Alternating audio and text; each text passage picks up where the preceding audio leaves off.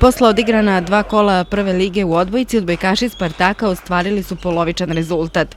Trener ekipe Igor Žakić posle utakmice sa ekipom Jedinstva nije bio zadovoljan igrom svoje ekipe, jer samo povoljan rezultat za subotički tim značio bi borbu za drugo mesto i moguć plasman u viši rang takmičenja.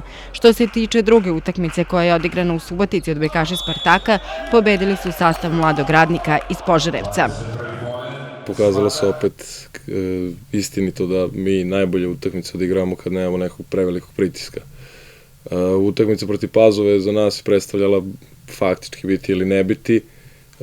U nju smo ušli posle pauze i generalno izgorili smo u toj nekoj želji. Meni je opet sa druge strane drago što smo mi posle takvog poraza uspeli da odigramo jednu utakmicu kako smo odigrali sad u subotu protiv Mladog Radnika i potpuno se posvetili toj utakmici, potpuno izbacili iz glave taj prethodni poraz. Ova sezona svakako je velika škola jer se stiče potrebno iskustvo, potrebno za borbu i plasman u Superligu.